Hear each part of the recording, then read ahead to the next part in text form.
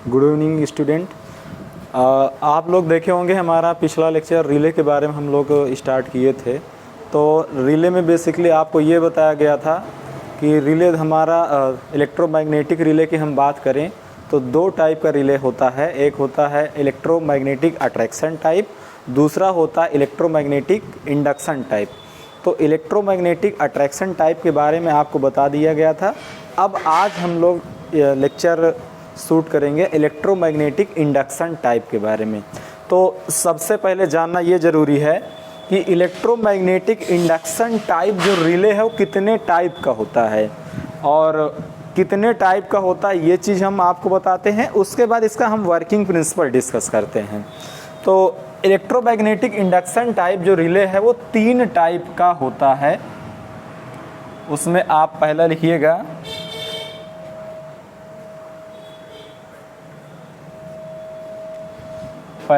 Shaded pole type. Shaded pole type,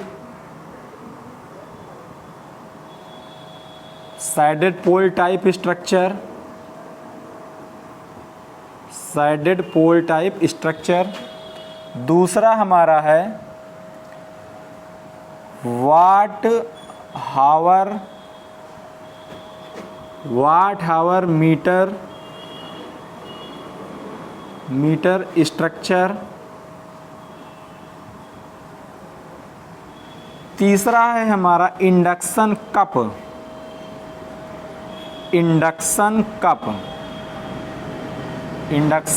cup structure. देखो जो electromagnetic induction relay है वो 3 टाइप का इनका स्ट्रक्चर होता है और सबका वर्किंग प्रिंसिपल सेम होता है। तो 3 टाइप का स्ट्रक्चर है ये, सैडेड पोल टाइप हुआ, वाट आवर मीटर टाइप और इंडक्शन कप टाइप। अब देखिए अगर इनके अलग अलग स्ट्रक्चर हैं तो इनकी कुछ अलग अलग खूबियां भी होंगी और इनकी खूबियों को हमको कैसे पता लगेगा जब हम इनके बारे में डिटेल में पढ़ेंगे। और चूंकि ये इंडक्शन टाइप रिले है तो इंडक्शन टाइप रिले है तो सबका इन तीनों का वर्किंग प्रिंसिपल जो होगा वो सेम होगा। वर्किंग प्रिंसिपल हमारा क्या होगा, तीनों का सेम वर्किंग प्रिंसिपल होगा। अब अगर इनके स्ट्रक्चर की हम बात करेंगे तो थोड़ा थोड़ा इसमें कुछ एडवांटेज रहेगा, किसी में कुछ डिसएडवांटेज रहेगा। इन सब चीज़ों के बारे में हम लोग समझेंगे। तो हम क्या करते हैं कि इन तीनों स्ट्रक्चर का, जैसा कि मैं बता रहा हूं कि इनका वर्किंग प्रिंसिपल सेम है, तो इन तीनों टाइप के स्ट्रक्चर का वर्किंग प्रिंसिपल सेम है। और ये क्यों सेम है, क्योंकि तीनों हमारी जो रिले है, तीनों हमारी रिले क्या है, इलेक्ट्रोमैग्नेटिक इंडक्शन टाइप रिले हैं। तो इनका वर्किंग प्रिंसिपल सेम है। तो हम क्या करते हैं, सबसे पहले हम इनका वर्किंग प्रिंसिपल समझते हैं। सबसे पहले हम वर्किंग प्रिंसिपल समझ लेंगे, फिर उसके बाद इनके अलग अलग टाइप को हम लोग डिस्कस कर लेंगे। और मैं आपको ये भी बता दूं कि जो वर्किंग प्रिंसिपल है, वर्किंग प्रिंसिपल में ही बहुत सारी चीज़ें आपकी क्लियर हो जाएंगी। अगर आप इसको लिख लिए हो तो मैं इसको अब हटा देता हूँ। इलेक्ट्रोमैग्नेटिक इंडक्शन, देखिए नाम से ही पता चल रहा है, ये नाम ही हमको बता रहा है कि ये इसमें इंडक्शन का यूज होगा और वो कैसे होगा आपको अभी पता चल जाएगा। तो सबसे पहले हम लोग ये करेंगे कि इनका वर्किंग प्रिंसिपल समझेंगे। तो हेडिंग डाल लीजिएगा working principle of working principle of induction relay. Working principle of induction relay.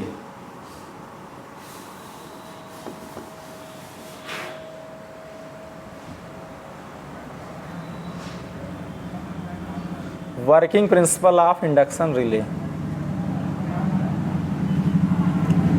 अब यहाँ पर वर्किंग प्रिंसिपल में बताया क्या जाएगा ये समझो। देखो वर्किंग प्रिंसिपल की बात आती है तो वर्किंग प्रिंसिपल का यहाँ पर इस सिर्फ मतलब इतना होता है कि रिले मेरा ऑपरेट कैसे करेगा। अब जैसे कि आपको पिछली क्लासों में बताया गया था ना कि हमारा रिले लगा होता है, सर्किट ब्रेकर लगा होता है, सीटी लगा होता है, ट्रांसमिशन लाइन होती है, ट्रांसफार्मर होता है, कुछ भी हो सकता है। तो उनके लिए, उनके प्रोटेक्शन के लिए हम लोग रिले लगाते हैं।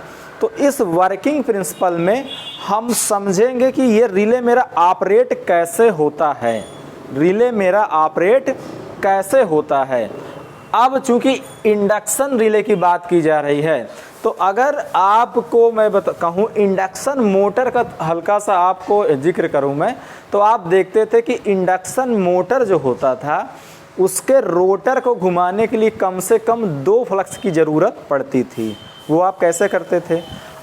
अगर आपका 3 फेज मोटर आप यूज करते हैं तब तो कोई दिक्कत नहीं है, उसमें ऑलरेडी 1 से अधिक फ्लक्स हैं, तो उसमें रोटेटिंग हमारा टार्क डेवलप होता था या रोटेटिंग फ्लक्स हमारा डेवलप होता था, जिसके कारण इंडक्शन मोटर का रोटर घूमता था। लेकिन अगर जब आप सिंगल फेज का मोटर यूज करते थे तो सिंगल फेज अगर यूज करेंगे, 1 फेज का यूज करेंगे तो उसमें एक टाइम वेयरिंग फ्लक्स डेवलप होगा। और मैं आपको ये बता रहा हूँ कि वो उसका जो मोटर का रोटर है वो रोटेट तभी करेगा जब उसमें 1 से अधिक फ्लक्स इंट्रोड्यूस होंगे। तो 1 से अधिक फ्लक्स इंट्रोड्यूस होने के लिए आप क्या करते थे? आप इंडक्टर लगाते थे या कैपेसिटर लगाते थे या कोई और माध्यम लगा के आप 1 से अधिक फ्लक्स यूज करते थे। अच्छा, इंडक्शन मोटर की यहाँ बात करने की ज़रूरत क्यों पड़ी? इंडक्शन मोटर की बात करने की ज़रूरत इसलिए पड़ी क्योंकि यहाँ पर जो हमारी हेडिंग है वो उसमें लिखा है induction relay, working principle of induction relay. ठीक है, तो इसमें एक जनरल सा आइडिया मैं बता दूं। जनरल सा आइडिया ये होगा कि आपका ये रिले का कोई डिस्क होगा। ठीक है, ये डिस्क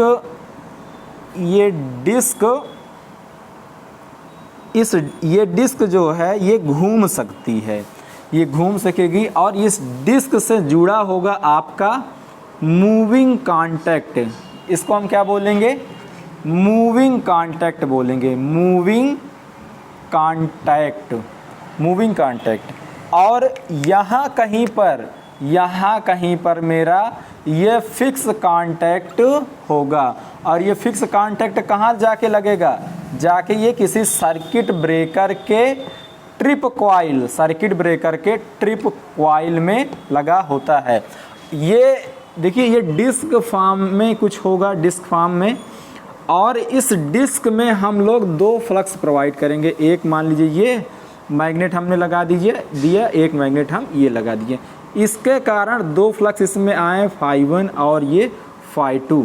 जब इसमें 2 फ्लक्स आ गया अप्लाई हुआ तो ये जैसे रोटेट किया, रोटेट करके इसका जो मूविंग कांटेक्ट है ये फिक्स कांटेक्ट की ओर मूव करेगा।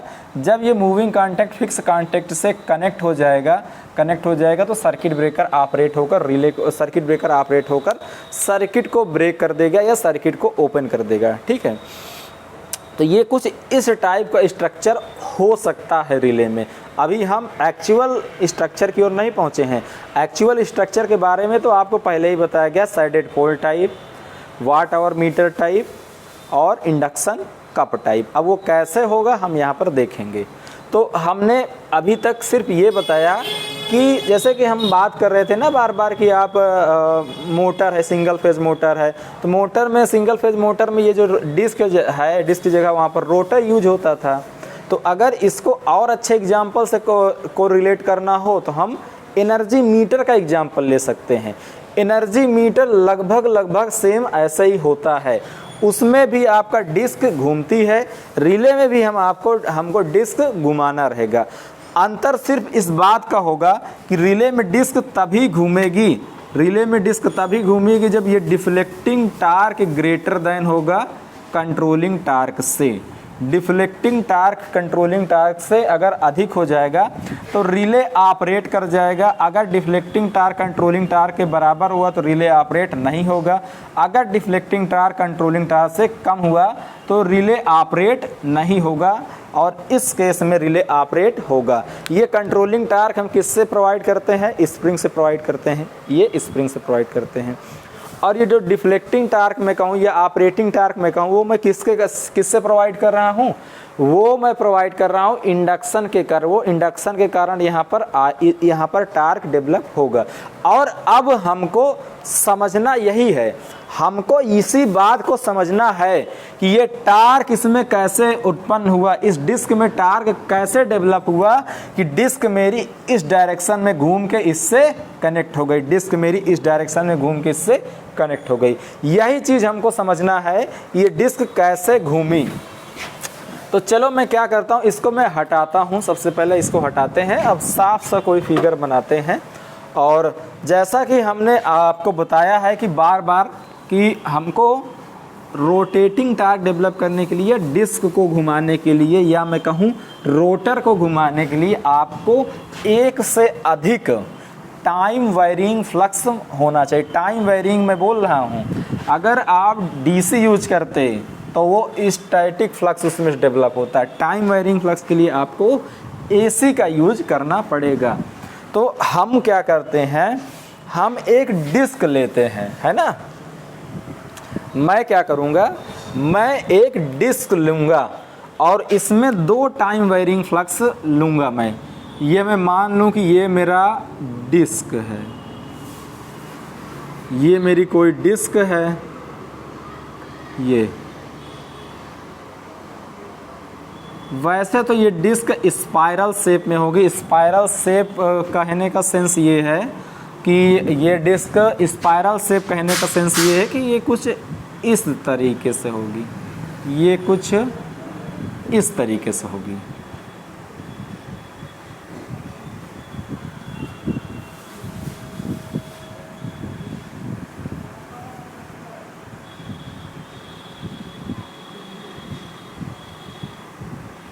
ये कुछ इस तरीके से होगी।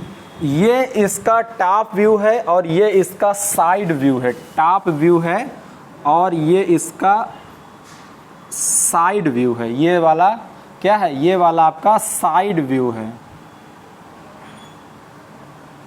ये इसका साइड व्यू है। अगर हम बात करें, अगर आपको हम समझाना चाहें, कोई एग्जांपल लें कि टॉप व्यू क्या होगा, साइड व्यू क्या होगा। मान लीजिए ये मेरे पास एक कॉपी है, इसको मैं एज ए डिस्क बोल रहा हूँ। ये क्या है, एज ए डिस्क है। तो इसका टॉप व्यू ये वाला होगा, इधर वाला टॉप व्यू होगा, तो आपको ये वाला कुछ ऐसा टॉप व्यू दिखेगा। ये स्क्वायर रेक्टेंगुलर शेप में है, लेकिन इसको मैं स्पाइरल शेप में चाहूँगा, स्पाइरल शेप में ये होगा, तो इसका टॉप व्यू होगा। साइड व्यू देखो आपको ये दिख रहा होगा, ये आपका ये साइड व्यू है ना, ये साइड व्यू है। तो इसी तरीके से यहाँ पर हमने ये साइड व्यू इसका दिखाया हुआ है। अब हमने क्या कहा कि हमको रोटर को घुमाने के लिए, डिस्क को घुमाने के लिए कम से कम 2 टाइम वेरिंग फ्लक्स की ज़रूरत होती है।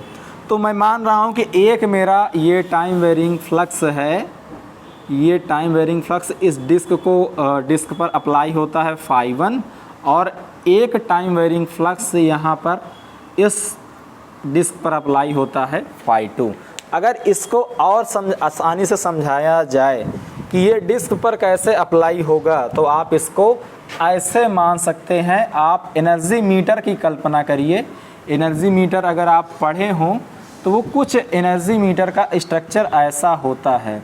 देखिए एनर्जी मीटर की भी लगभग वर्किंग प्रिंसिपल रिले की वर्किंग प्रिंसिपल के सेम होती है, लेकिन एनर्जी मीटर में हम और डिटेल में जाते हैं और इसमें हम डिटेल में बहुत ज़्यादा नहीं जाएंगे। ये आप देखते होंगे, एक इसमें जब एनर्जी मीटर का कंस्ट्रक्शन पढ़े होंगे तो उसमें आप 2 मैग्नेट यूज करते थे, एक ई शेप में यूज करते थे और एक यू शेप में यूज किया करते थे, है ना। और होता क्या था, मान लीजिए कि हम इसमें वाइंडिंग इस तरीके से करेंगे, इसेंस ऑफ वाइंडिंग मैं इस तरीके से कुछ ऐसा करूं कि करंट की डायरेक्शन कुछ ऐसी हो, करंट की डायरेक्शन कुछ ऐसी हो। इसी तरीके से थोड़ा सा मैं इसको और छोटा बनाऊंगा, समझाने मुझे आसानी होगी। इसी तरीके से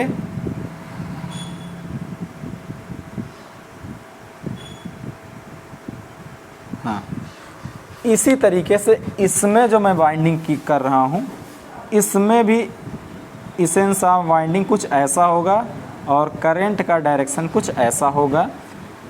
इसमें भी मैं कुछ ऐसा कर रहा हूँ, इसमें भी मैं कुछ ऐसा कर रहा हूँ, इसमें भी मैं कुछ ऐसा कर रहा हूँ, ये कुछ ऐसा कर रहा हूँ, ठीक है। अब मैं क्या करूँगा, इसको हम लोग क्या करते हैं, सप्लाई से कनेक्ट कर देते हैं। ये वाली वाइंडिंग को हम लोग सप्लाई से कनेक्ट कर देते हैं, ये कुछ ऐसे कनेक्ट कर देते हैं।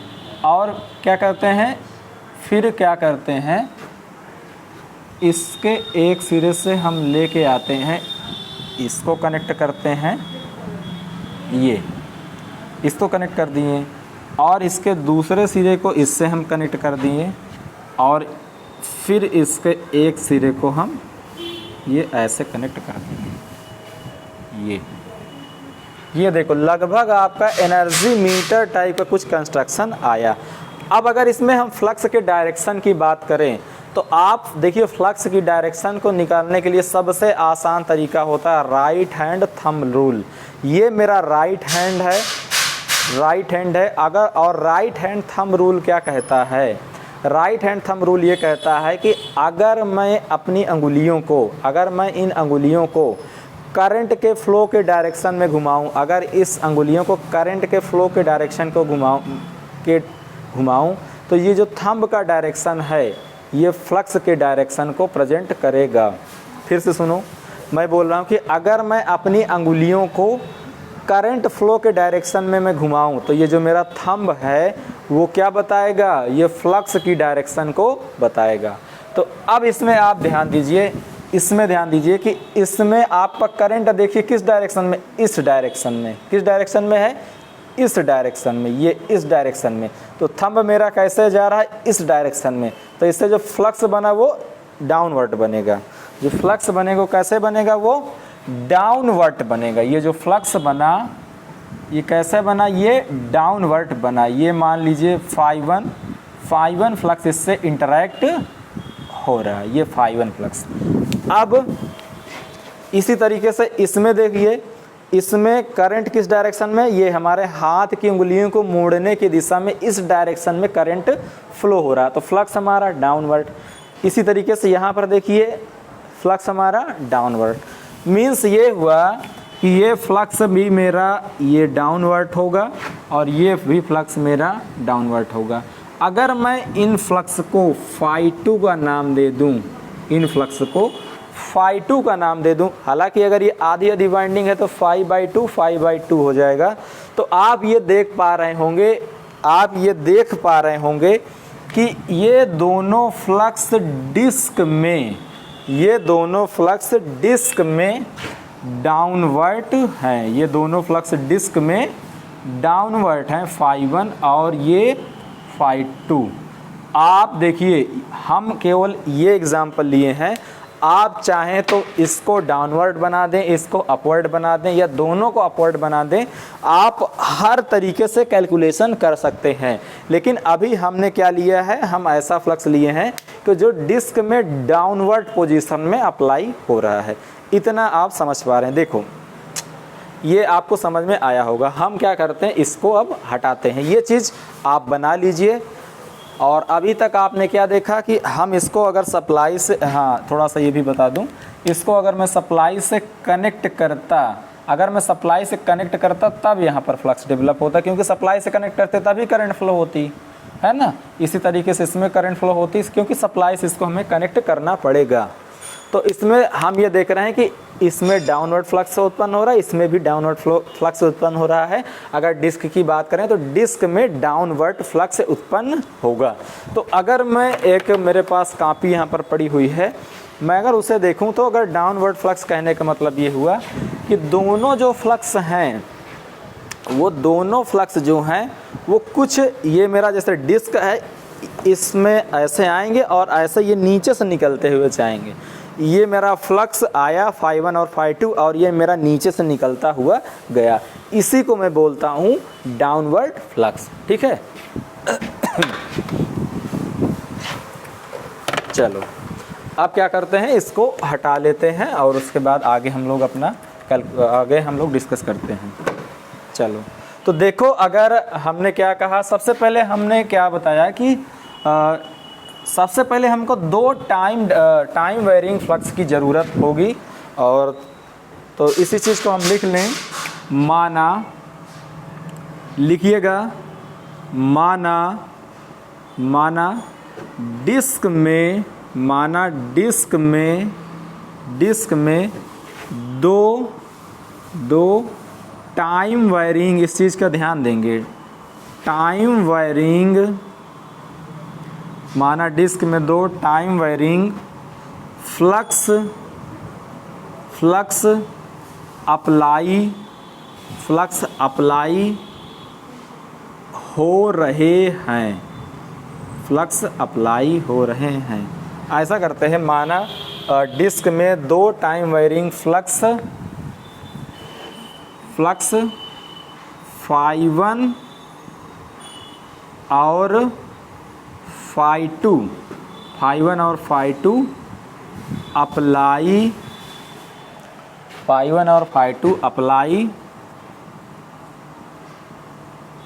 हो रहे हैं।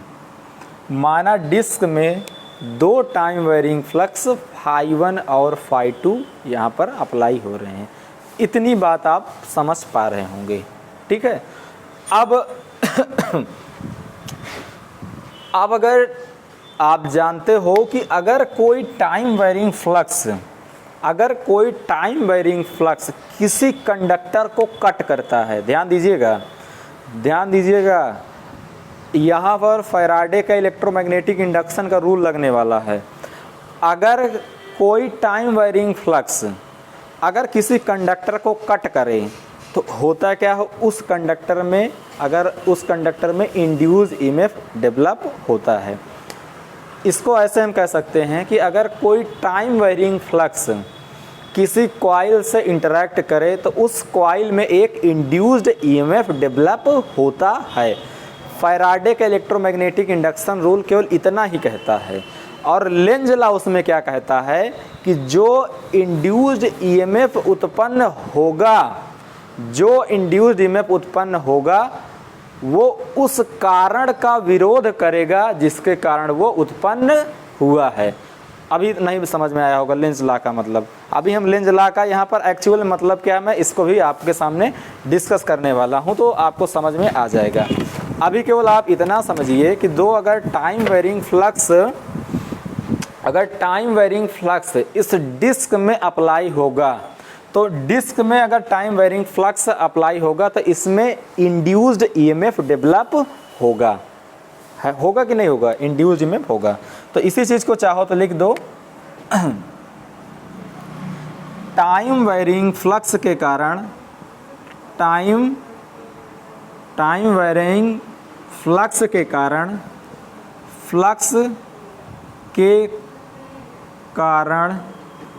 डिस्क में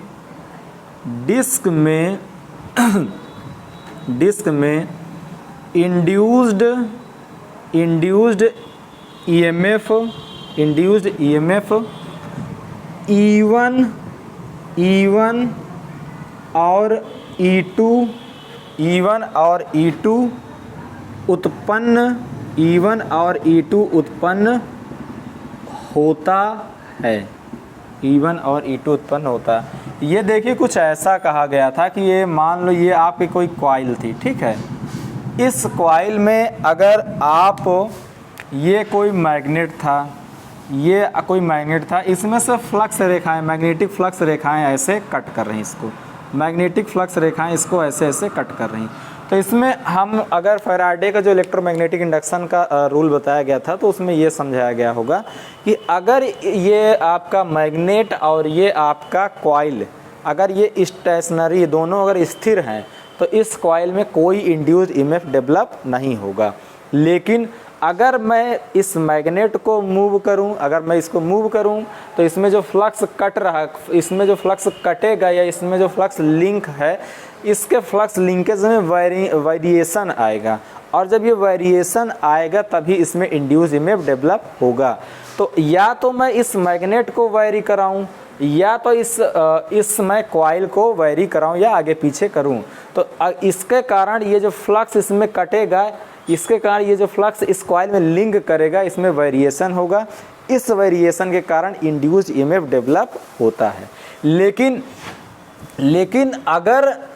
अगर आप कोई कॉइल है, मान लो अगर इस कॉइल में एसी करंट आप फ्लो कर रहे हो, तो आप जानते हो अगर करंट फ्लो करेंगे तो फ्लक्स, मैग्नेटिक फ्लक्स डेवलप होगा। तो ये जो मैग्नेटिक फ्लक्स डेवलप होगा, अगर ये एसी करंट है, एसी मतलब अल्टरनेटिंग करंट, अगर ये एसी करंट है तो इससे जो मेरा फ्लक्स डेवलप होगा, वो भी टाइम वेरिंग फ्लक्स डेवलप होगा। अगर वो टाइम वेरिंग फ्लक्स डेवलप होगा तो इसका मतलब यहाँ पर जो कॉइल रखी थी इसमें जो फ्लक्स का लिंकेज है वो भी टाइम वेरिंग होगा। अगर वो टाइम वेरिंग होगा तो उसके कारण इंड्यूस्ड ईएमएफ डेवलप होगा। तो इसमें हमने दो फ्लक्स की बात की है, एक ∅1 फ्लक्स और एक ∅2 फ्लक्स। अच्छा, ∅1 और ∅2 फ्लक्स क्या है? ∅1 को हमने ये मान के रखा है, कि ये मेरा ∅1 है, ∅1 है, और जो ∅2 है ये थोड़ा सा लीड कर रहा है कितने एंगल पर? बीटा एंगल पर। और लीड करें या तो हम कहें कि ये बीटा एंगल से फेज डिफरेंस है, इसमें ∅1 और ∅2 में बीटा एंगल का फेज डिफरेंस है, और इनका फेज डिफरेंस भी होना ज़रूरी है। ये कैसे होगा, क्यों ज़रूरी है, ये चीज़ आपको आगे पता चलेगी। तो हमारे पास दो फ्लक्स थे, ∅1 और ∅2। हमने क्या माना, ये ∅1 हो गया, बीटा एंगल फेज डिफरेंस पर ये हमारा ∅2 फ्लक्स है, और ये दोनों टाइम वेरिंग फ्लक्स हैं। इसको अगर हम चाहें तो F1T और F2T, ∅1T ∅2T भी हम लिख सकते थे, लेकिन हम केवल इतना समझेंगे कि ∅1 है और ये ∅2 है, इनके बीच का फेज डिफरेंस बीटा है। इतनी चीज़ आप समझ गए। ये दोनों टाइम वेरिंग फ्लक्स थे, तो ∅1 के कारण हमारा E1, ∅1 के कारण हमारा जो ईएमएफ इंड्यूस्ड होगा वो E1 ईएमएफ इंड्यूस्ड होगा, और ∅2 के कारण हमारा E2 ईएमएफ इंड्यूस्ड होगा। अब इतनी बात तो ठीक है। अब क्या करते हैं, इसको हटाते हैं। अब आप ये भी जानते हो, अगर इंड्यूस्ड ईएमएफ डेवलप हुआ तो इंड्यूस्ड ईएमएफ के कारण अगर उसमें करंट फ्लो होने के लिए पाथ मिला तो करंट फ्लो होगी। अब चूंकि डिस्क जो हम डिस्क यूज कर रहे हैं वो सॉलिड है, उसमें कोई कंडक्टर का फॉर्मेशन तो है नहीं, तो इसमें जो करंट फ्लो होगी वो ईडी करंट के रूप में होगी। इसमें जो इंड्यूस्ड ईएमएफ आया हमारा, इस इंड्यूस्ड ईएमएफ के कारण जो करंट फ्लो होगी वो ईडी करंट के रूप में फ्लो होगी। तो चाहो तो इसको आप लिख लो कि इंड्यूस्ड ईएमएफ, अगला पॉइंट लिखो, इंड्यूस्ड ईएमएफ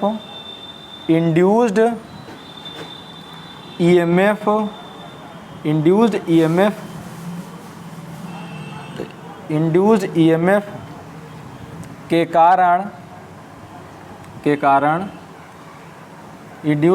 कारण डिस्क में ईडी करंट I1 और IE2, डिस्क में ईडी करंट I1 और IE2 प्रवाहित होता है। ठीक है, और इसको आप दूसरे तरीके से भी समझ सकते हैं। कैसे समझेंगे, इस चीज़ को भी हम देखते हैं। चलो,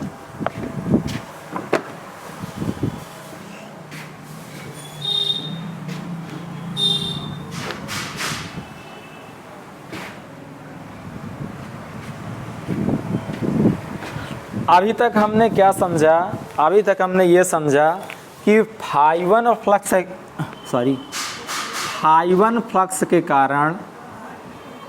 फ्लक्स के कारण हमारा इंड्यूस्ड ईएमएफ E1 बना, और इस इंड्यूस्ड ईएमएफ के कारण ईडी करंट IE1 फ्लो हुई। इसी तरीके से ∅2 के कारण E2 इंड्यूस्ड ईएमएफ बना और इस इंड्यूस्ड ईएमएफ के कारण जो करंट फ्लो हो रही है वो IE2 करंट फ्लो हो रही है। तो अगर यहाँ से E1 की वैल्यू लिखी जाए, आपसे अगर यहाँ से E1 की आप वैल्यू लिखेंगे तो E1 बराबर होता है, E1 बराबर आप लिख सकते हैं, इसको सीधे प्रोपोर्शनल में लिख लीजिए, माइनस d∅1 अपान dt। और इसी तरीके से E2 प्रोपोर्शनल हो जाएगा माइनस d∅2 अपान dt। और ये जो आपका माइनस साइन है, ये माइनस साइन लेंज लॉ के अनुसार आया है। ये जो माइनस साइन है वो लेंज लॉ के अनुसार आया है। चलो, और इसी तरीके से अगर I1 और इसी तरीके से आप IE1 की वैल्यू लिखना चाहें, IE1 ED करेंट, तो IE1 बराबर V/R होगा। तो V means E1, R means क्या होगा, R मीन्स क्या होगा, R मीन्स V/R या V/Z। और वो जो Z होगा वो किस चीज़ का Z होगा, वो जो Z होगा यहाँ पर मैं अगर लिखूँ कि E1 अपान ZE, तो वो जो ZE है किसका ZE है, वो ZE आपको बताने के लिए, इस पता लगाने के लिए हम डिस्क बनाएंगे, फिर आपको बताते हैं। ऐसा करते हैं, इस फिगर को हटाते हैं, इसका काम हो गया है। तो अभी तक हम जितना भी बना रहे थे वो किस में बना रहे थे, एक डिस्क का चक्कर था। ये डिस्क मान लीजिए हम ले लेते हैं, ये डिस्क, ध्यान दीजिएगा, थोड़ा सा इसको और छोटा कर लेते हैं, काफ़ी बड़ा बन जाता है। ये एक मान लीजिए डिस्क है, ये डिस्क, और इस डिस्क पर दो आपका फ्लक्स अप्लाई हो रहा था। वो फ्लक्स कौन कौन सा था, वो फ्लक्स आपका था ∅1 फ्लक्स था, ये ∅1, और दूसरा मेरा था ये ∅2।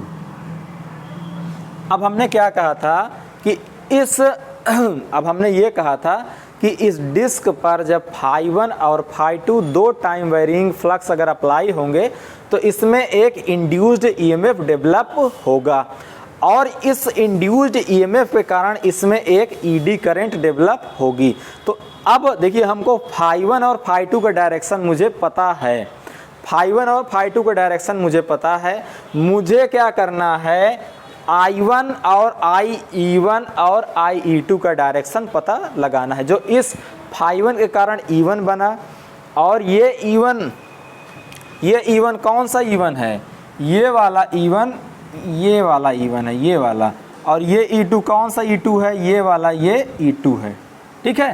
तो इस ∅1 के कारण E1 बना, E1 EMF इंड्यूस्ड हुआ, और इस इंड्यूस्ड EMF के कारण IE1 ED करंट फ्लो हुआ, IE1 ED करंट फ्लो हुआ। तो सबसे पहले हम ये समझेंगे, ये जो E1 इंड्यूस्ड EMF हुआ, ये E1 इंड्यूस्ड EMF कैसे बनेगा।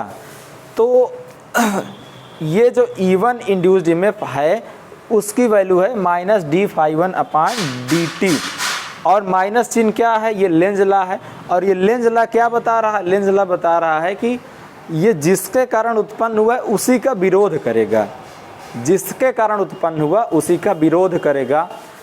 और वो विरोध कैसे करेगा, देखिए E1 हमारा किसके कारण डेवलप हो रहा है, ∅1 के कारण डेवलप हो रहा है।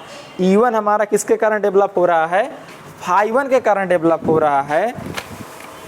और मैं आपको ये बता दूं, E1 में माना हूं, देखो ये मेरा डिस्क, केवल E1 की बात करते हैं, E2 अपने आप समझ में आएगा।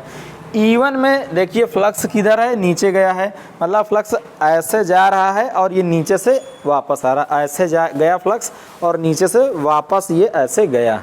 तो ये मेरा हो गया E1 और ∅1, और ∅1 के कारण हमारा क्या हो रहा है, इंड्यूस्ड ईएमएफ बन रहा है E1। और हम ये कह रहे हैं ये जो इंड्यूस्ड ईएमएफ है उस कारण का विरोध करता है जिसके कारण वो उत्पन्न हुआ है। ये E1 किसके कारण उत्पन्न हुआ है, ये E1 उत्पन्न हुआ है ∅1 के कारण। इसका मतलब कि E1 Φ1 का विरोध करता होगा। और E1 Φ1 का विरोध कैसे करेगा? इस E1 के कारण भी तो एक फ्लक्स उत्पन्न होगा, और वही जो फ्लक्स होगा वो क्या करेगा?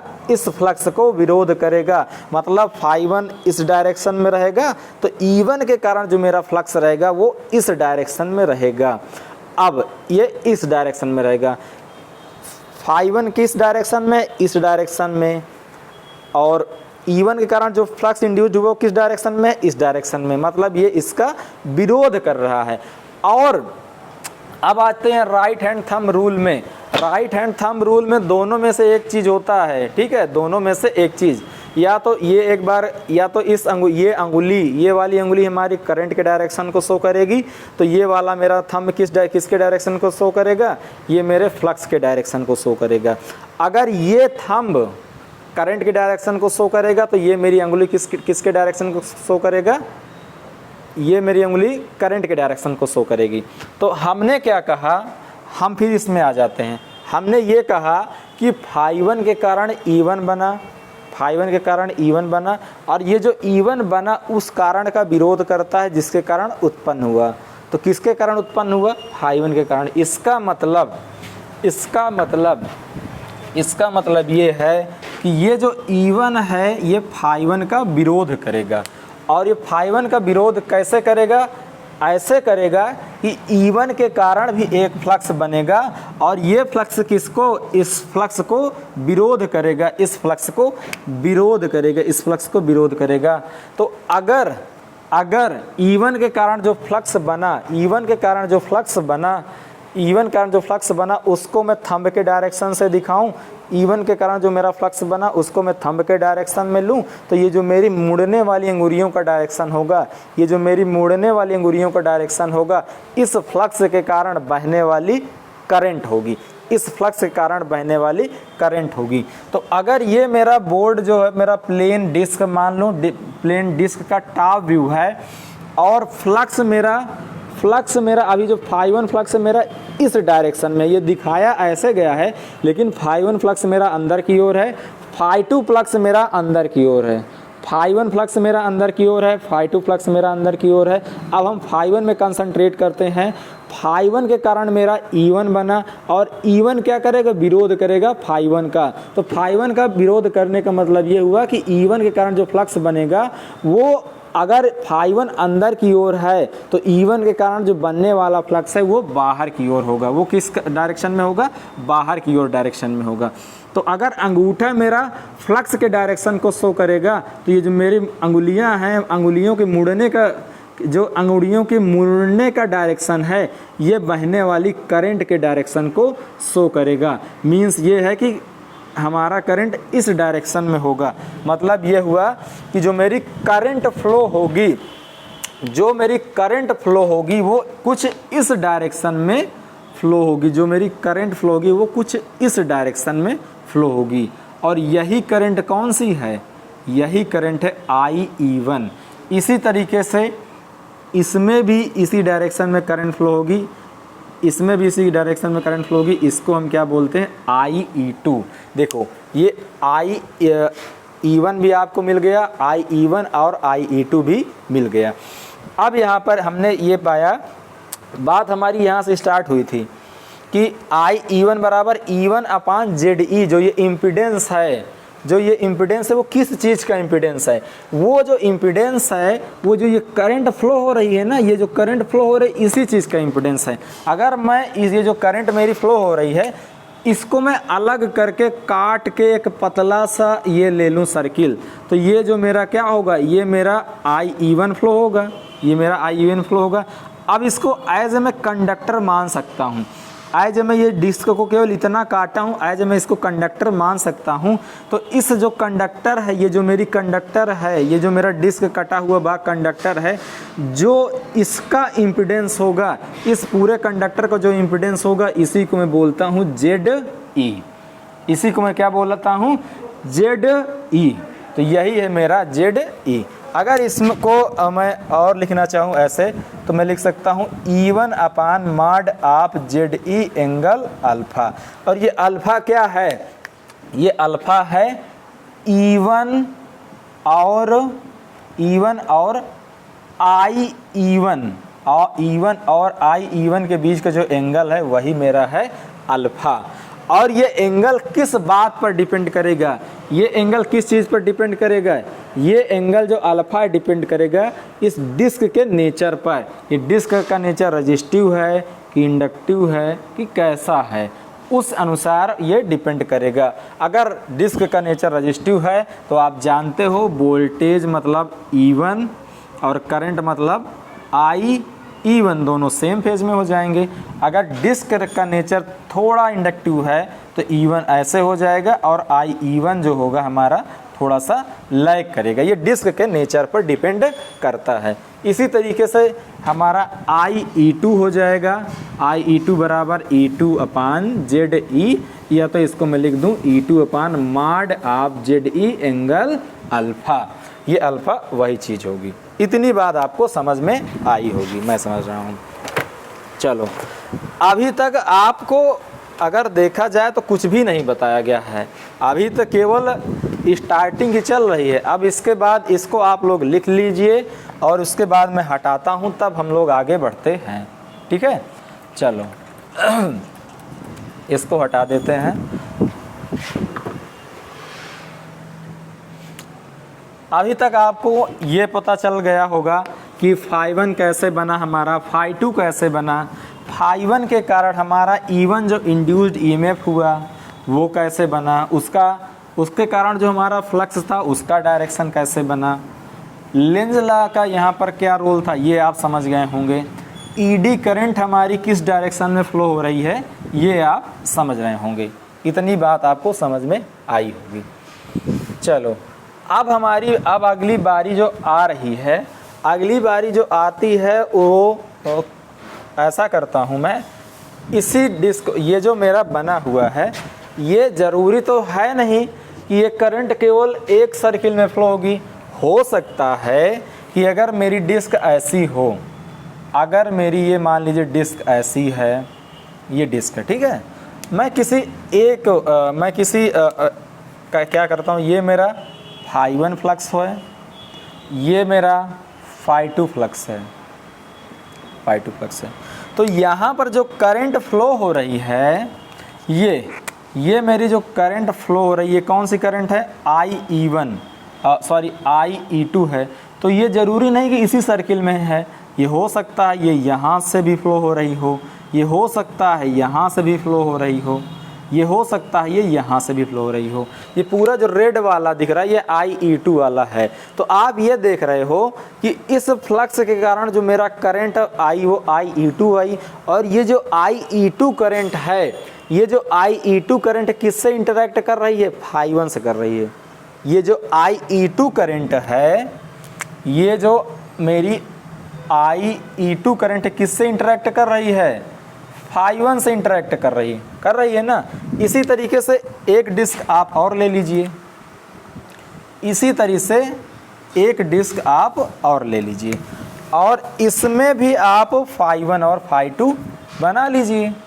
ये मान लीजिए आपका ये ∅1 हो गया और ये आपका ∅2 हो गया। तो अब इसमें इस ∅1 के कारण क्या उनसे करंट फ्लो हो रही है, I1 करंट फ्लो हो रही है ना, I1 करंट फ्लो हो रही है। अब चाहो तो इसको और ये कुछ ऐसा भी रूप दे सकते हो। तो ये कौन सी करंट है, ये भी I1 वाली करंट है। मतलब आप ये देख रहे हो कि I1 किससे इंटरेक्ट हो रही है, ∅2 से। अब आप यहाँ पर ध्यान दीजिए, यहाँ दोनों पे ध्यान दीजिए। I1 जो करंट है, देखो I1 जो करंट है ∅1 से तो इंटरेक्ट हो ही रहा है, साथ ही साथ ∅1 से भी करंट इंटरेक्ट हो रहा है। I2 करंट ∅2 से तो इंटरेक्ट हो ही रही है, साथ ही साथ ∅1 से भी इंटरेक्ट हो रहा है। इसी तरीके से I1 करंट ∅1 से तो इंटरेक्ट हो ही रहा है, साथ ही साथ ये I1 जो करंट है वो ∅2 से भी इंटरेक्ट हो रहा है।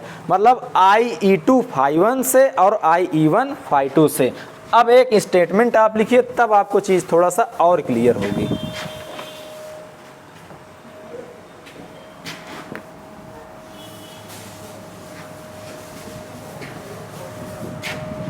चलो एक स्टेटमेंट लिखो, एक स्टेटमेंट लिखिए, उसके बाद समझाता हूँ।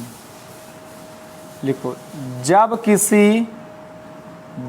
किसी धारावाही चालक को, जब किसी धारावाही चालक को किसी बाह्य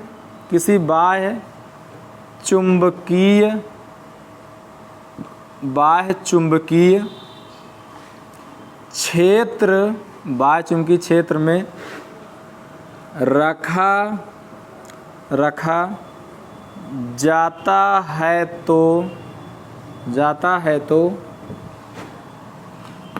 चालक पर एक बल लगता है, ठीक है। ये तो इसमें जो बल उत्पन्न हुआ वो होता है F बराबर ILB साइन थीटा। ये साइन थीटा या साइन फाई कुछ भी ले सकते हैं। अगर साइन 90 होता तो ये साइन 90 का मान 1 हो जाता, तो आपका A प्रोपोर्शनल ILB। अब इसमें अगर लेंथ कांस्टेंट है तो आप लिख सकते हो I इंटू बी, और A प्रोपोर्शनल आप I को लिख सकते हो I, B की जगह आप लिख सकते हो फाई, B की जगह आप क्या लिख सकते हो फाई। और एक चीज़ और बता दूं, यहाँ पर स्टेटमेंट पढ़िए बड़े ध्यान से। स्टेटमेंट क्या है? जब किसी धारावाही चालक को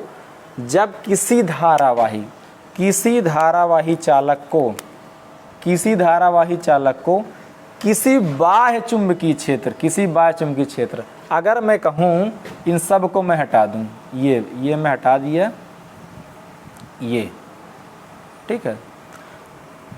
ये आपका इस फिगर को कंप्लीट कर लिया जाए। ये आपका फिगर कंप्लीट हो गया, एक सेकेंड। और ये, और इसी फिगर को, ये जो ऐसे था थोड़ा सा इसको मैं और आगे बढ़ा दूं, ये कुछ ऐसे बना दूं। मान लीजिए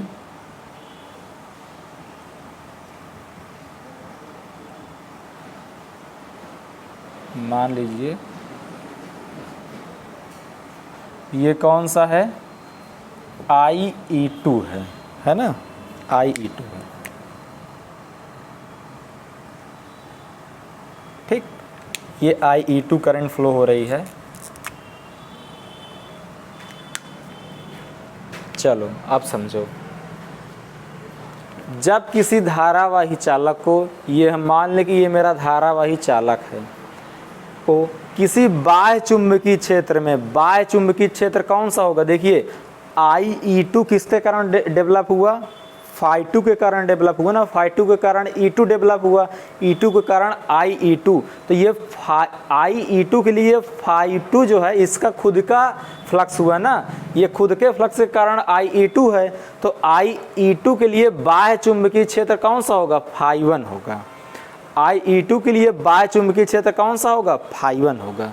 यहाँ पर फिर से पढ़ो, जब किसी धारावाही चालक को किसी बाह्य चुंबकीय क्षेत्र में रखा जाता है तो चालक पर एक बल का अनुभव होता है।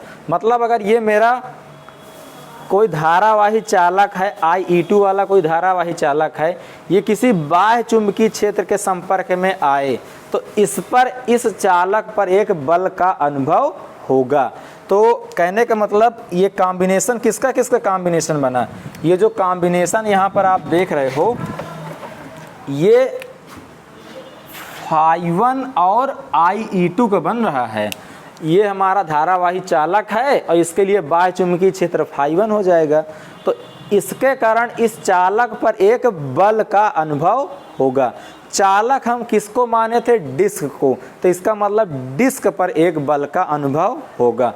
इसी तरीके से अगर IE2 की बात की जाए तो IE2 की जगह IE2 के लिए हमारा φ2 कोई बाह्य चुंबकीय क्षेत्र होगा, φ1 तो उसका खुद का हो जाएगा, φ1 उसका खुद का चुंबकीय क्षेत्र हो जाएगा, तो इसके कारण बल नहीं उत्पन्न होगा। लेकिन जो बाह्य चुंबकीय क्षेत्र मेरा φ2 है, तो इस बाह्य चुंबकीय क्षेत्र के कारण, इस बाह्य चुंबकीय क्षेत्र के कारण इस चालक में एक बल का अनुभव होगा। चालक मीन्स इस डिस्क पर एक बल का अनुभव होगा। इसके कारण क्या होगा, डिस्क हमारा घूमेगा। एक बल देखियो, एक बल ये इधर उत्पन्न हो रहा, मान लीजिए F1 बल उत्पन्न कर रहा, और एक बल ये उत्पन्न कर रहा, मान लीजिए ये F2 उत्पन्न हो रहा। अब F1 और F2 दोनों सेम डायरेक्शन में भी हो सकते हैं, दोनों अलग अलग डायरेक्शन में भी हो सकते हैं। तो हम क्या करते हैं, हम सबसे पहले ये समझते हैं कि F1 और F2 का डायरेक्शन क्या है। अभी तक हम लोगों ने यहाँ तक तो हम पहुँच गए कि बल का अनुभव कैसे हुआ। देखो, अगर हमको डायरेक्शन पता चल गया F1 F2 का, तो हम डिस्क के रोटेट होने की दिशा को भी पता लगा लेंगे, और रोटेट होने की दिशा पता चल गई, मतलब ये हुआ कि डिस्क मेरी रोटेट कर गई, और यही मेरा हो जाएगा वर्किंग प्रिंसिपल। हमें डिस्क को रोटेट ही तो कराना था, हमें डिस्क को रोटेट ही तो कराना था, और वही चीज़ हम पता कर रहे हैं। तो हमने यहाँ तक, अभी हम यहाँ तक पहुँचे हैं, इसमें हमने ये समझा कि डिस्क मेरी कैसे, डिस्क में हमारा दो बल का अनुभव होगा, और वो बल किस डायरेक्शन में होगा ये अभी हम लोगों ने नहीं पता लगा पाए हैं। चलो फिर से हम डिस्क बनाते हैं, सारे फिगर बनाते जाइएगा, क्योंकि हमारे पास इतना स्पेस बोर्ड में है नहीं कि हम एक बार में सारे फिगर को हम बना पाएँ, तो इसलिए आप बनाते जाइए। देखिए, मेरा ये डिस्क हुआ करता था, और इसमें मेरा ये φ1 फ्लक्स हुआ करता था, और ये मेरा φ2 फ्लक्स हुआ करता था, है ना, यही तो था। और इसके कारण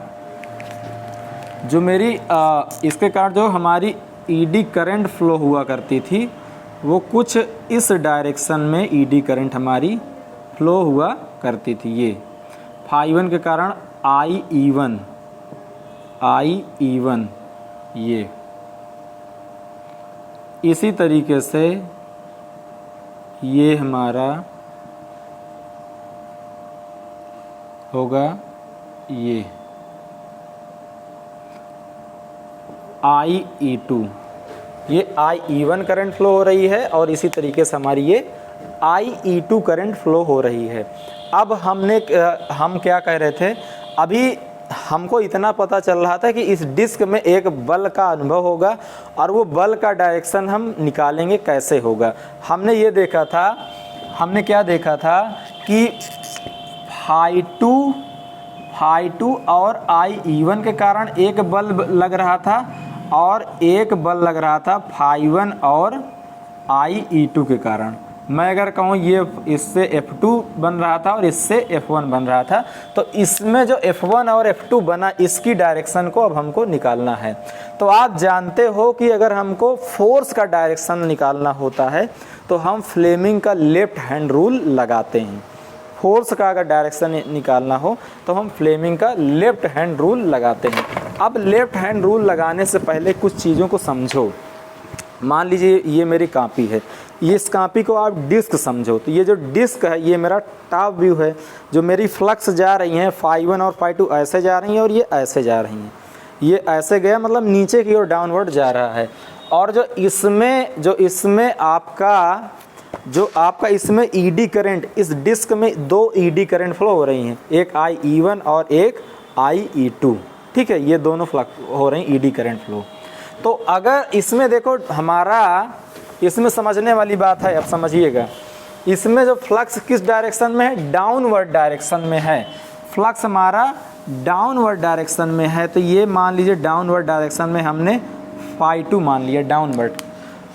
अब फ्लेमिंग का लेफ्ट हैंड रूल क्या कहता है? फ्लेमिंग का लेफ्ट हैंड रूल ये कहता है कि अगर ये जो मेरी फर्स्ट फिंगर है अगर ये फ्लक्स के डायरेक्शन को शो करे और ये मिडिल फिंगर फ्लो होने वाली करंट के डायरेक्शन को फ्लो प्रेजेंट करे, तो जो मेरा थंब होगा ये लगने वाले फोर्स की डायरेक्शन को बताता है। तो देखो मेरा जो मैग्नेटिक फ्लक्स है, ये चुंबकीय क्षेत्र किस डायरेक्शन में है, वो इस डायरेक्शन में, नीचे की डायरेक्शन में है। ये किस डायरेक्शन में है, नीचे, या तो मैं ऐसे दिखाना चाहूँ कि इस डायरेक्शन में है। ये किस डायरेक्शन में हो जाएगा, इस डायरेक्शन में हो जाएगा। ठीक है, ये हमारा जो φ2 है, ये जो मेरा φ2 है, ये देखो φ2 है वो नीचे की ओर है। तो ये जो मैं अंगुली है, ये जो φ2 है, ये वाली जो φ2, देखो जो यहाँ पर फोर्स डेवलप होगा φ2 और E1 के कारण और φ1 और E2 के कारण। तो φ2 को लेंगे और एक बार φ2 और E1 को लेंगे। तो φ2 हमारा किस डायरेक्शन में है, अंदर की डायरेक्शन में है। φ2 हमारा अंदर के डायरेक्शन में है। अब जो करंट है, अब वो ये जो करंट थंब, ये करंट देखो ये राउंड राउंड घूम रही है। तो हम करंट का कौन सा डायरेक्शन लेंगे, करंट का डायरेक्शन हम ऐसे लेते हैं हमेशा, जो घूमते हुए एज पर का डायरेक्शन हम लेते हैं करंट का डायरेक्शन। देखो ये E1 ऐसे घूम रहा है और ये एज मतलब ये किनारा, यहाँ पर ये किस डायरेक्शन में, ये इस डायरेक्शन में। ये इसको, ये जो φ2 हमने बनाया, इसको बोर्ड के अंदर की ओर आप समझो, बोर्ड के अंदर की ओर अगर आप इसको समझोगे तब हम समझा पाएंगे इसको। इसलिए चलो हम डॉटेड कर देते हैं, ये हमने डॉटेड कर दिया। इसको बोर्ड के अंदर के डायरेक्शन में φ2 और IE1 को हमको लेना है। और IE1 का डायरेक्शन में हम कैसे लेंगे, IE1 का डायरेक्शन हम इस डिस्क पर घूमते हुए एज की डायरेक्शन में लेंगे। घूमते हुए एज का डायरेक्शन का मतलब ये हुआ, अगर ये φ2 मेरा अंदर की ओर है तो एज पर डायरेक्शन, इस डिस्क के एज पर डायरेक्शन, इसको आप फील करिए तभी समझ में आएगा। इस एज पर, एज मीन्स किनारा, इस किनारे पर किस डायरेक्शन में आएंगे, वो करीब इस डायरेक्शन में, इस डायरेक्शन में मेरा, इस डायरेक्शन में मेरा क्या होगा, करंट की दिशा होगी। तो अगर ये देखो फ्लक्स मेरा अंदर की ओर, करंट मेरा किस डायरेक्शन में, फ्लक्स मेरा φ2 अंदर की ओर, ये वाला φ2 हमने यहाँ दिखाया है, φ2 अंदर की ओर, और जो करंट एज में किस डायरेक्शन में होगा, इस डायरेक्शन में, किनारे में एज, जो डिस्क की एज है वो इस डायरेक्शन में होगी। तो हमारा अंगूठा क्या बताएगा, फोर्स की डायरेक्शन को बताएगा। तो फोर्स हमारा किस डायरेक्शन में बता रहा है, अंगूठा हमारा इस डायरेक्शन में बता रहा है। इस डायरेक्शन का मतलब ये हुआ, इस डायरेक्शन का मतलब ये हुआ कि हमारा जो फोर्स लगेगा वो इस डायरेक्शन में लगेगा। अब क्योंकि फ्लक्स हमने φ2 लिया था तो यहाँ पर फोर्स हम ले लेते हैं F2। इसी तरीके से अब हम एक बार क्या ले देंगे, अब हम इसी तरीके से, मैं इसी तरीके से ले लेता हूँ इसको, मैं इसी तरीके से लूँगा φ1 को और IE2 को। φ1 भी देखो अंदर की ओर रहेगा, φ1 अंदर की ओर रहेगा। चाहो तो आप इसको, ये अंदर की ओर, बोर्ड में अंदर की ओर इसको मैं बना रहा हूँ, बोर्ड में अंदर की ओर मैं बना रहा हूँ। और φ1 अगर मेरा अंदर की ओर हो गया, अब φ1 किसको किसको मैं ले रहा हूँ, φ1 और E2 घूमते हुए एज के डायरेक्शन में, किस डायरेक्शन में, इस डायरेक्शन में है। किस डायरेक्शन में, इस डायरेक्शन में है ना, घूम एज पर। ये देखो E2 ऐसे हमारा घूम रहा है। तो E2 का जो डायरेक्शन हम लेंगे हमेशा, E2 या कोई भी करंट हो उसका डायरेक्शन डिस्क में घूमते हुए एज की डायरेक्शन में हम जाएंगे। अगर मैं ऐसे घूम रहा हूँ तो ये मेरा कुछ ऐसे जाएगा। तो ये मेरा देखो, ये मेरा पहली अंगुली, ये मेरा क्या है, फर्स्ट फिंगर मेरा अंदर की ओर दिखाएगा φ1 के डायरेक्शन को, और ये मिडिल फिंगर मेरा किस डायरेक्शन में दिखाएगा, E2 के, मिडिल फिंगर किसके डायरेक्शन को दिखाएगा, E2 ऊपर जा रहा है, ये मिडिल फिंगर E2 ऊपर। फर्स्ट फिंगर φ1 को बोर्ड के अंदर की ओर है, मिडिल फिंगर IE2 के डायरेक्शन को दिखाएगा। ये थंब किसके डायरेक्शन को दिखा रहा, फोर्स के डायरेक्शन को दिखाएगा। तो फोर्स हमारा किस डायरेक्शन में लग रहा है, इस डायरेक्शन में। मीन्स ये हुआ कि फोर्स हमारा इस डायरेक्शन में लगेगा, फोर्स हमारा इस डायरेक्शन में लगेगा। ठीक है, तो आप यहाँ पर ये देख रहे होंगे कि F1 और F2 एक दूसरे के विपरीत डायरेक्शन में लग रहे हैं। F1 और F2 एक दूसरे के विपरीत डायरेक्शन में लग रहे हैं, और जिसका फोर्स अधिक होगा उसी डायरेक्शन में मेरी डिस्क घूम जाएगी, उसी डायरेक्शन में डिस्क हमारी घूम जाएगी। तो आप चाहें तो लिख सकते हैं कि डिस्क में, चलो इसी चीज़ को लिखा जाए अब, डिस्क में लिखो φ2 एंड IE1, φ2 एंड IE1 और φ1 एंड IE2, φ1 एंड IE2 के कारण बल लगता है, बल लगता है। तो अब डिफ्लेक्टिंग टार्क की बात करें तो डिफ्लेक्टिंग टार्क हमारा हो जाएगा, डिफ्लेक्टिंग टार्क TD बराबर या प्रोपोर्शनल में हम लिख सकते हैं TD2 माइनस TD1। ये TD2 है और ये मान लीजिए इधर वाला TD2 के लिए होगा, इधर वाला TD1 के लिए होगा। और यहाँ से आप लिख सकते हो TD बराबर प्रोपोर्शनल हो जाएगा TD2 किसके कारण डेवलप हुआ, इसके कारण, means φ2 into IE1 minus TD1 φ1 into IE2।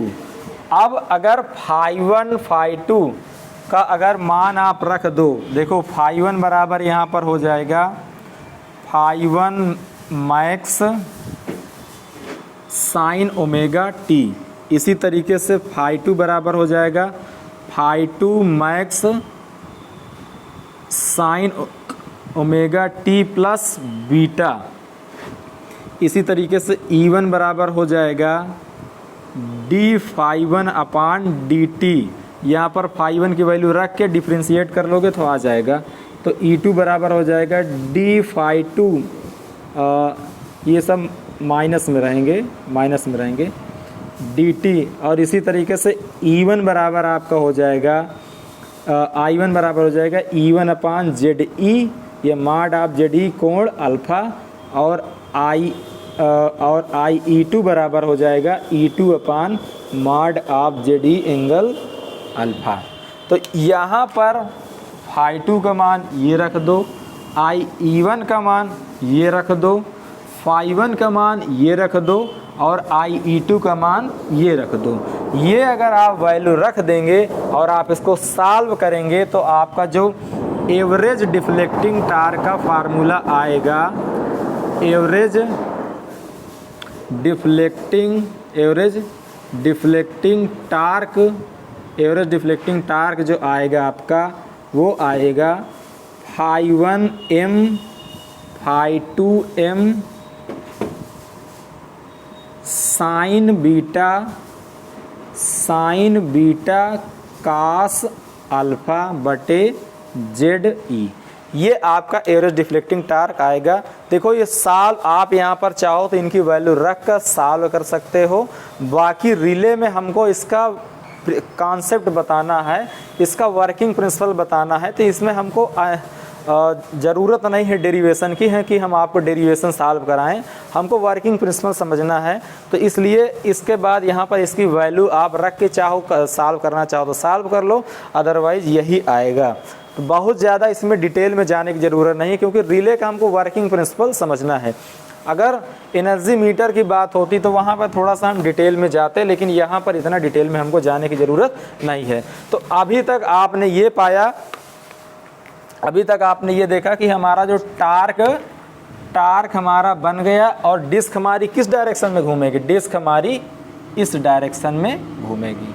ठीक है, इस डायरेक्शन में मेरी डिस्क घूमेगी। तो अब मैं इसको हटाता हूँ। यहाँ तक आपने क्या समझा, यहाँ तक आप खुद समझिए। यहाँ तक आपने ये समझा कि डिस्क हमारी कैसे घूमी, डिस्क को घूमने की क्या क्या वजह थी जिसके कारण डिस्क मेरी घूम पाई, और डिस्क को घुमाना ही तो मैं चाहता हूँ। डिस्क घूम गई, और डिस्क क्या है, ये रिले में लगी हुई डिस्क है। अगर डिस्क घूम गई मीन्स रिले मेरा ऑपरेट हो गया, रिले मेरा ऑपरेट हो गया। यही रहा हमारा वर्किंग प्रिंसिपल, यही हमारा रहा वर्किंग प्रिंसिपल।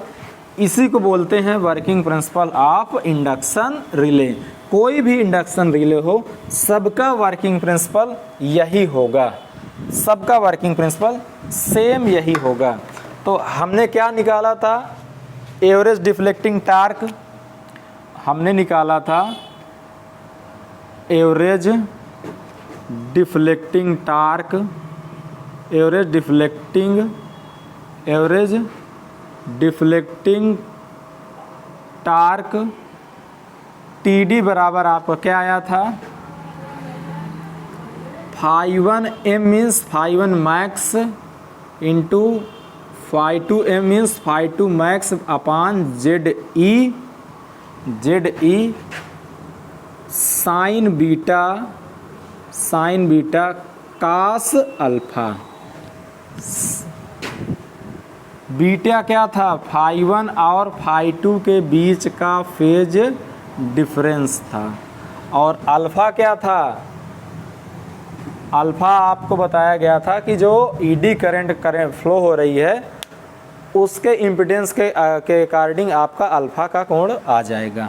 तो अगर इसमें अगर आप ध्यान दो, ये हमारा डिफ्लेक्टिंग टार्क का फार्मूला है, इतना यही हमारा वर्किंग प्रिंसिपल था। अब इसमें कुछ जो छोटी छोटी चीज़ें हैं, बेसिक चीज़ें हैं जो समझने वाली हैं, जिनमें अक्सर इन्हीं चीज़ों से ऑब्जेक्टिव क्वेश्चन भी आते हैं, उस चीज़ के बारे में हम थोड़ा सा डिस्कशन कर लेते हैं। चलो पहला पॉइंट डालो, अगर आप ये समझो, अगर मान लो बीटा बराबर 0, अगर बीटा बराबर यहाँ पर 0 रख दो तो साइन 0 का मान क्या हो जाएगा, साइन 0 बराबर 0, तो ये TD की वैल्यू क्या हो जाएगी, TD बराबर 0, तो TD बराबर 0, तो टार्क हमारा 0 हो जाएगा।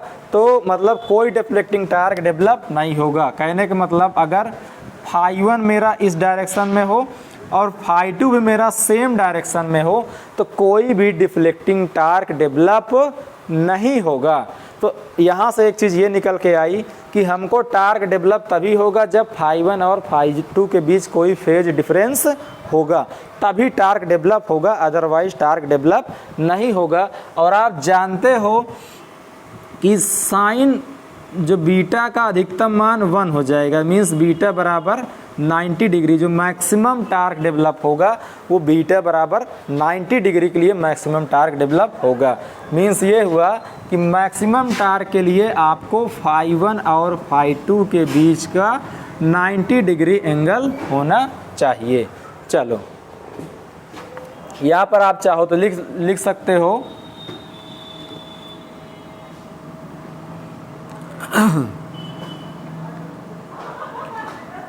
phi1,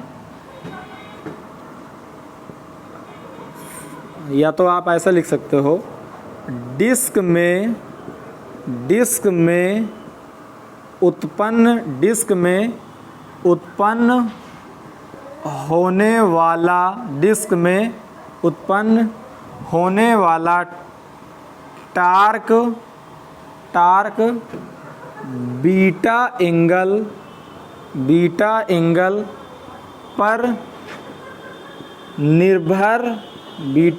पर निर्भर करता है। अधिकतम टार्क के लिए इसी में लिखिएगा, अधिकतम टार्क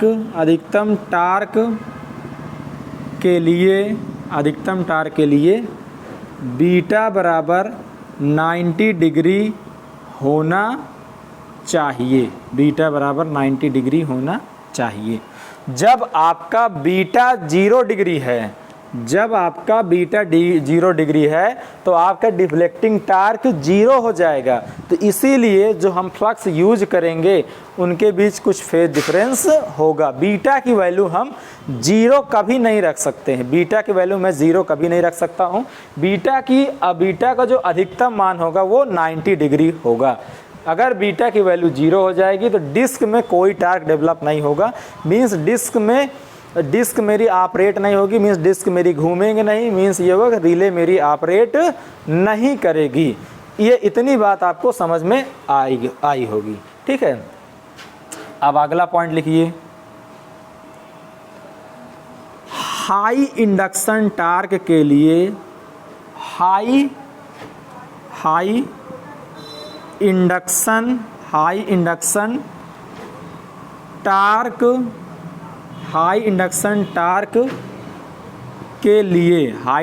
टार्क के लिए आपका क्या होगा। अभी देखिए बीटा से रिलेटेड बात की गई, अब हम अल्फ़ा से रिलेटेड बात करेंगे। हाई इंडक्शन टार्क का मतलब हो गया कास अल्फ़ा बराबर 1। कास का जो मिनिमम वैल्यू होती 0 होती, मैक्सिमम वैल्यू 1 होती है। तो कास अल्फ़ा बराबर 1, तो कास अल्फ़ा बराबर 1 का मतलब ये हुआ कि अल्फ़ा बराबर 0 डिग्री, कास 0 बराबर 1 होता है तो अल्फ़ा बराबर 0 डिग्री।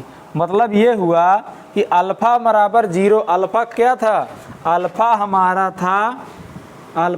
था E1 और I1 के बीच का जो एंगल था यही था मेरा अल्फ़ा, या तो मैं कहूँ E2 और I2 के बीच का जो एंगल मेरा था यही था मेरा अल्फ़ा। तो अगर अल्फ़ा बराबर 0 का मतलब E1 और I1 दोनों सेम फेज में हो जाए, E1 और I1 दोनों सेम फेज में हो जाए। अगर E1 और I1 दोनों सेम फेज में हो गया तो इसका मतलब ये हुआ कि डिस्क का नेचर हमारा रजिस्टिव। जब डिस्क का नेचर जो I1 कहाँ फ्लो हो रही थी, I1 डिस्क में फ्लो हो रही थी।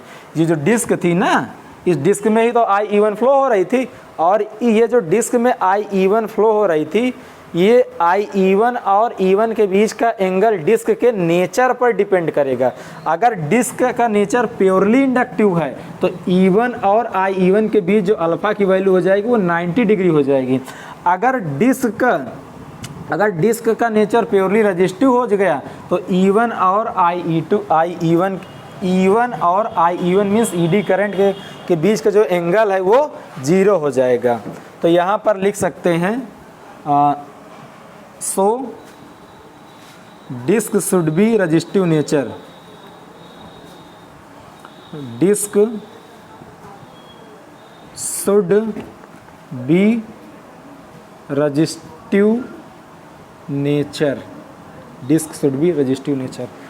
तो हाई इंडक्शन टार्क के लिए अल्फ़ा की वैल्यू हम 0 रखना चाहेंगे। अगर बीटा की बात करें तो बीटा की वैल्यू हम 90 रखना चाहेंगे, अल्फ़ा की वैल्यू हम 0 रखना चाहेंगे। बीटा क्या है, φ1 और φ2 के बीच का एंगल है, और अल्फ़ा क्या है, E1 और I1 के बीच का एंगल है, या तो E2 और I2 के बीच का एंगल है, या तो मैं ये कहूँ कि इंड्यूस्ड EMF और ED करंट के बीच का एंगल है। ठीक है, तो हम क्या चाहेंगे, वो अल्फ़ा की वैल्यू 0 हो। अल्फ़ा की वैल्यू 0 का मतलब हो गया कि disc should be resistive nature, जो डिस्क का नेचर है वो रजिस्टिव होना चाहिए। और आपको हम एक चीज़ और बता दें कि जो डिस्क है, अगर कोई मटेरियल है उसको अगर हम डिस्क के फॉर्म में बनाएं डिस्क के फॉर्म में बनाएं तो उसमें इंडक्टेंस की वैल्यू सबसे कम बनती है। अगर उसी मटेरियल को हम ड्रम के फॉर्म में बनाएं तो उसमें इंडक्टेंस की वैल्यू अधिक होती है। इसीलिए जो आपका मोटर होता है उसका रोटर, मोटर का रोटर कभी भी डिस्क फॉर्म में नहीं बनाया जाता है। मोटर का रोटर हमेशा ड्रम के फॉर्म में बनाया जाता है या सिलेंड्रिकल फॉर्म में बनाया जाता है। वो क्यों बनाया जाता है, वो इसलिए बनाया जाता है सिलेंड्रिकल फॉर्म में क्योंकि सिलेंड्रिकल फॉर्म में इंडक्टेंस की वैल्यू ज़्यादा आती है और डिस्क के फॉर्म में इंडक्टेंस की वैल्यू कम आती है। तो हम यही तो चाहते हैं कि इंडक्टेंस की वैल्यू कम हो। इंडक्टेंस की वैल्यू जितना कम होगी अल्फ़ा का मान उतना ही कम होगा, और अल्फ़ा का मान जितना कम होगा टार की वैल्यू उतना ही अधिक होगी। ये चीज़ आपको मैं समझता हूँ समझ में आया होगा, ठीक है। तो अगर इतना ये समझ में आया होगा, और अब हम लोग क्या करते हैं, इसको हटा के इसको हटाते हैं, थोड़ा सा कुछ और आगे डिस्कशन करते हैं।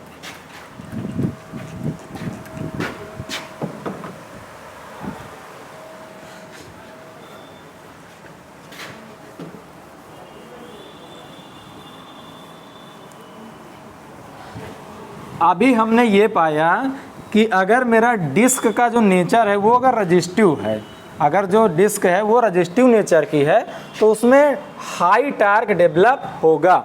तो मैं ये समझूं कि मेरा जो डिस्क का है उसका इंडक्टेंस बहुत कम है, जो डिस्क है मेरा उसका इंडक्टेंस बहुत कम है। तो मैं उसको इस फार्मूले को मैं ऐसे भी लिख सकता हूँ। इस फार्मूले को इसमें प्रोपोर्शनल रहेगा, बराबर नहीं रहेगा, प्रोपोर्शनल रहेगा।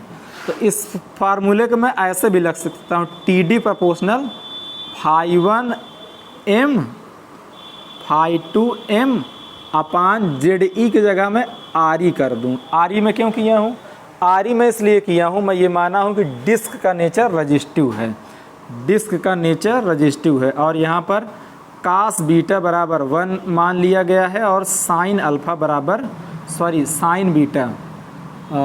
साइन बीटा बराबर 1 और साइन बीटा बराबर 1 और कास अल्फ़ा बराबर 1 मान लिए गए। तो यहाँ से आप ये देख पा रहे होंगे कि अगर रजिस्टेंस दो कंडीशन आई। एक तो पहला ये आया कि डिस्क का नेचर हमारा कैसा होना चाहिए, रजिस्टिव होना चाहिए। और यहाँ आप देखो अगर रजिस्टिव तो हो गया, अगर रजिस्टेंस की वैल्यू अधिक हुई तो आपका टार्क आपका क्या हो जाएगा, घट जाएगा। तो आप क्या चाहोगे, आप ये चाहोगे कि ये जो मेरा रजिस्टेंस है ये मेरा कम रहे, तो टार्क मेरा क्या हो जाएगा, अधिक हो जाएगा। डिस्क का नेचर रजिस्टिव तो होना चाहिए, डिस्क का नेचर रजिस्टिव तो होना चाहिए, लेकिन साथ ही साथ वो रजिस्टेंस कम हो, और रजिस्टेंस डिस्क का कम तब होगा जब हम डिस्क बनाएं, चांदी की बनाएं, कापर की बनाएं, एल्युमिनियम की बनाएं, तभी तो रजिस्टेंस कम होगा। क्योंकि कापर है, एल्युमिनियम है, सिल्वर है, इनका रजिस्टेंस कम होता है। तो और हम लो रजिस्टेंस के लिए हम क्या चाहेंगे, या तो हम चांदी की बनाएं, या तो कापर की बनाएं, या तो सिल्वर की बनाएं। चांदी की हम कभी नहीं बना सकते डिस्क, क्योंकि चांदी हमारा बहुत ज़्यादा कॉस्टली हो जाएगा, तो इसको हम हटा देते हैं। तो डिस्क हम क्या बनाएंगे, डिस्क हम बनाएंगे कापर की बनाएंगे, या तो हम एल्युमिनियम की बनाएंगे। तो इसी चीज़ को आप लिख लीजिए, लो रजिस्टेंस वैल्यू के लिए लो रजिस्टेंस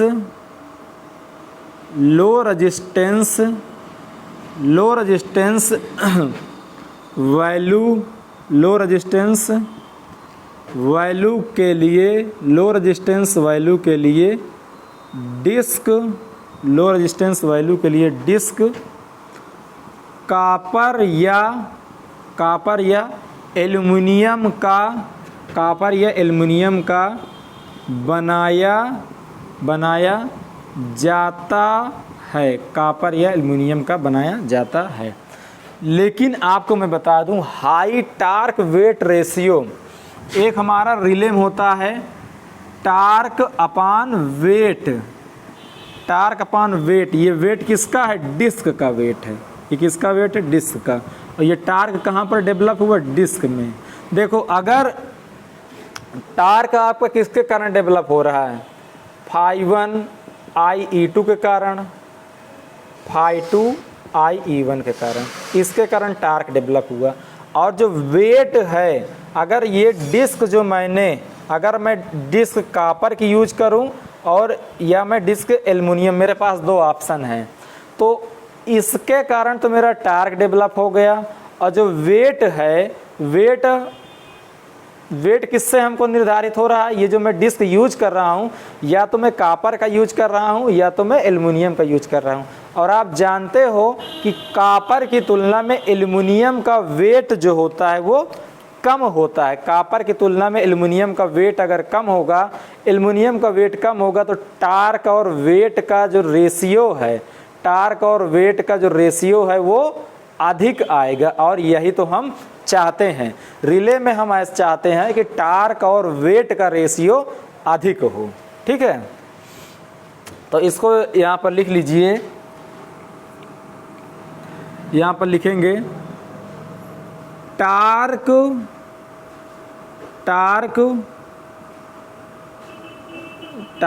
वेट रेशियो के पॉइंट ऑफ व्यू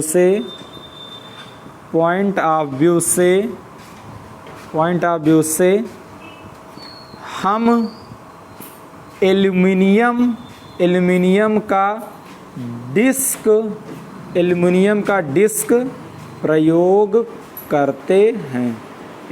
का डिस्क प्रयोग करते हैं।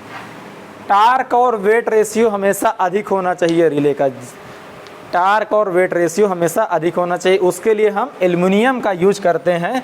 ये सब एकदम ऑब्जेक्टिव के लिए क्वेश्चन है, आपके तैयार हो रहे हैं। एक एक लाइन से एक एक ऑब्जेक्टिव, दो दो ऑब्जेक्टिव आपका बन सकता है। और आप एक होता है रिले में रीसेट वैल्यू अपान पिकअप वैल्यू, रीसेट अपान पिकअप वैल्यू, ये भी हमारा हाई होना चाहिए। रीसेट अपान पिकअप वैल्यू हमारा हाई होना चाहिए। और अट्रैक्टेड जो आर्मेचर टाइप है, अट्रैक्टेड आर्मेचर टाइप की तुलना में इंडक्शन टाइप रिले का रीसेट अपान पिकअप वैल्यू अधिक होता है। अट्रैक्टेड आर्मेचर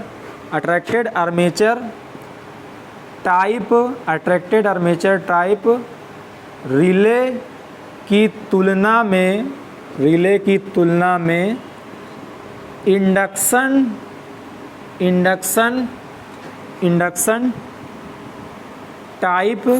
टाइप रिले का रेशियो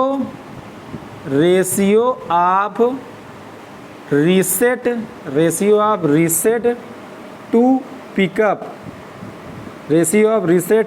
पिकअप वैल्यू हाई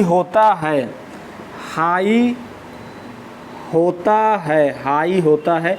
ये लगभग 95 से 100% के बीच होगा। अभी ये दोनों का मतलब आगे बाद में डिटेल में बताया जाएगा। अभी इंडक्शन रिले पर ही हम फोकस करिए, सभी रिले के लिए ऐसा होता है। ठीक है, तो अभी इसमें हम डिस्कस नहीं करेंगे। बाकी ये आप जानते रहिए कि दोनों के केस में आपका ये हाई होना चाहिए, दोनों के केस में आपका ये हाई होना चाहिए।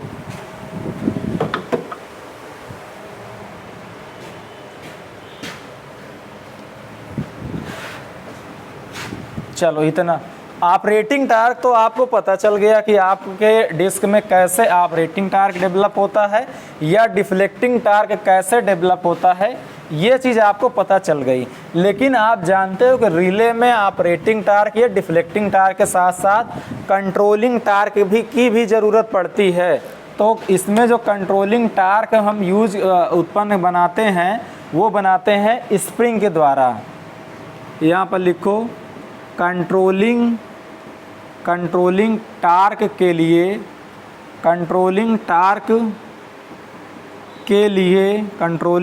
के लिए फास्फर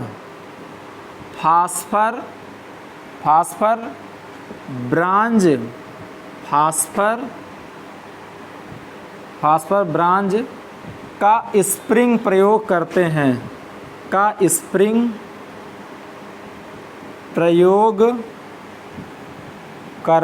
हैं। देखो, आप अगर एनर्जी मीटर की बात करो तो एनर्जी मीटर में आप डिफ्लेक्टिंग टार्क यूज करते थे और एक ब्रेक मैग्नेट, परमानेंट मैग्नेट लगाते थे जो ब्रेकिंग टार्क डेवलप करता था, तो वो एनर्जी मीटर था।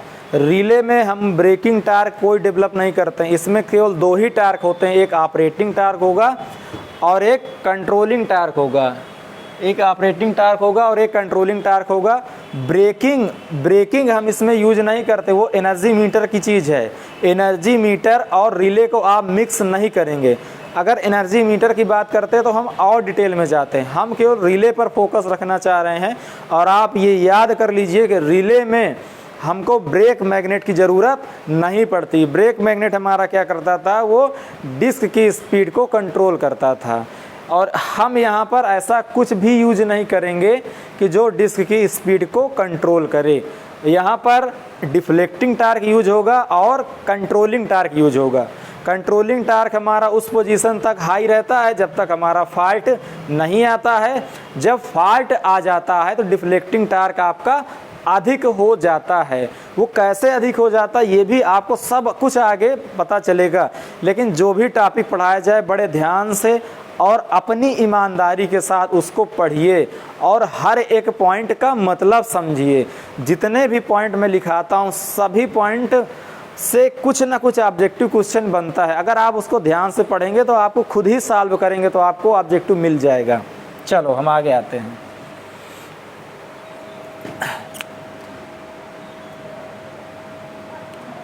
इसमें डिस्क स्पाइरल शेप, स्पाइरल कभी कभी पूछ लिया जाता है कि जो डिस्क का शेप होता है सर्कुलर होता है, रेक्टेंगुलर होता है, स्क्वायर होता है, स्पाइरल होता है।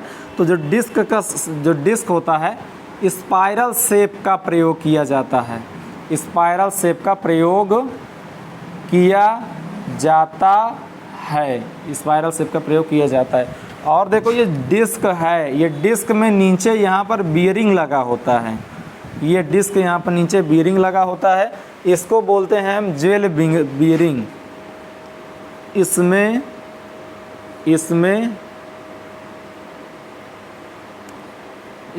ज्वेल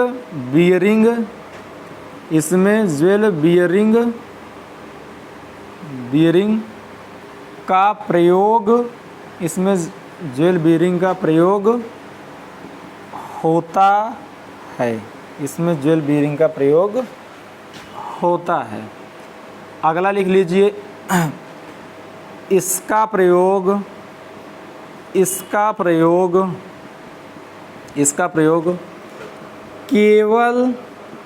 केवल एसी में किया जाता है। इसका प्रयोग केवल एसी में किया जाता है, मतलब कि इसका प्रयोग आप डीसी में नहीं कर सकते हो, इसका प्रयोग आप डीसी में नहीं कर सकते हो।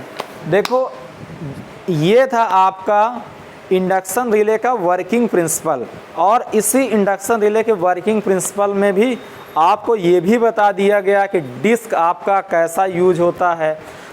फ्लक्स जो हम यूज करते हैं वो टाइम वेरिंग होगा कि स्थिर फ्लक्स होगा। तो आप अगर जब एसी यूज करोगे तभी आपका टाइम वेरिंग फ्लक्स आएगा, अगर डीसी यूज कर लोगे तो आपका स्थिर फ्लक्स आ जाएगा, तो जिससे कोई हमारा टार्क डेवलप नहीं होगा। इसलिए आप AC time varying flux use करेंगे। और ये जो φ1 और φ2 फ्लक्स थे, इन φ1 और φ2 फ्लक्स के बीच का कुछ एंगल बीटा जो है वो फेज डिफरेंस होना चाहिए, φ1 और φ2 के बीच में फेज का डिफरेंस होना चाहिए।